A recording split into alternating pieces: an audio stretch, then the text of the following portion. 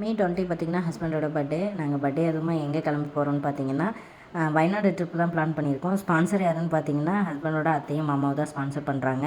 So இவங்க வீட்டில் வந்து ஃபஸ்ட்டு பர்த்டே அப்படிங்கிறனால வந்துட்டு எல்லாமே அவங்களே வந்து அமௌண்ட் எல்லாமே போட்டுக்கிட்டாங்க. ட்ரிப்பு பிளான் மட்டும் நாங்கள் சொன்னோம்.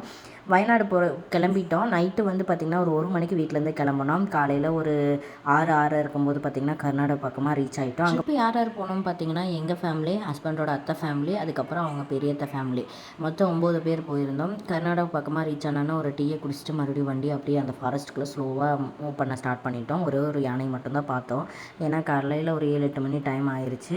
வயநாட்டில் பார்த்தீங்கன்னா அவங்க பெரியத்தையோட ரிலேட்டிவ் எல்லாம் இருந்தாங்க. அவங்க வீட்டுக்கு போயிட்டோம். சரி நான் இங்கேயே சாப்பிட்டுட்டு ரெஸ்ட் எடுத்துகிட்டு அதுக்கப்புறம் கிளம்பிக்கலாம். நாங்கள் போனோன்னா ஒரு டீ வச்சு கொடுத்தாங்க, அதையும் குடிச்சிட்டோம். அதுக்கப்புறம் பார்த்தீங்கன்னா மார்னிங் பிரேக்ஃபாஸ்ட் வந்து நமக்கு புரோட்டா கொடுத்துருந்தாங்க. கேரளா புரோட்டா சூப்பராக இருந்துச்சு, சாப்பிட்டோம்.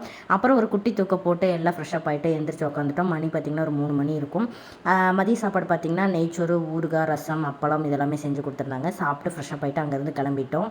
வயநாட்டில் எங்கெல்லாம் சுற்றி பார்த்தோன்னா நெக்ஸ்ட் வீடியோவில் போடுறேன். என்னோட வீடியோ பிடிச்சிருந்துச்சு மறக்காம சப்ஸ்கிரைப் பண்ணிக்கோங்க. தேங்க்யூ ஃபார் வாட்சிங்.